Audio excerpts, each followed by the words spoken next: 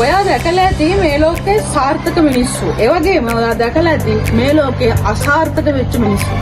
මේ සාර්ථකත්වය සහ අසාර්ථකත්වය කියන දේ ඇත්ත වශයෙන්ම සාපේක්ෂ සංකල්පයක්. කෙසේ වෙතත් අපි සාමාන්‍යයෙන් සාර්ථකයි කියලා කියන්නේ යම්කිසි මිනිස්සුගේ මූල්‍ය ස්ථාවරත්වය, සමාජීය ස්ථාවරත්වය වගේ දේවල්. ඒ දේවල් වලින් ස්ථාවර වුණාම අපි කියනවා මිනිස්සෙක් සාර්ථකයි කියලා.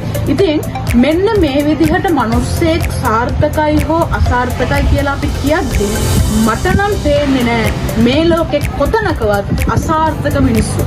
ඇයි මම එහෙම කියන්නේ? මට පේන්නේ මේ ලෝකේ හැමතැනම අසාර්ථක මිනිස්සු නෙවෙයි. තමන් ඉපදුනේ මොකටද කියන කාරණය හොයාගත්තේ නැති මිනිස්සු.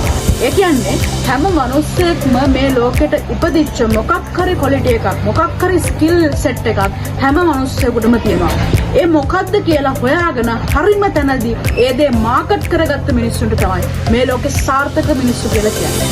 හැබැයි එහෙම කරගන්න බැරි වුණු අයට තමයි අපි අසාර්ථක මිනිස්සු කියලා කියන්නේ.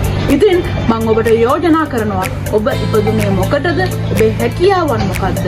ඔබේ ඔරියන්ටේෂන් එක, ඔබේ නැඹුරුතාවයේ තියෙන්නේ මොනවාටද කියන දේ හොයාගෙන ඒක හරිම වෙලාවෙදී හරිම පොයින්ට් එකේදී මාකට් කරගත් සාර්ථකත්වය කියන්නේ මැජික් එකක් නෙවෙයි.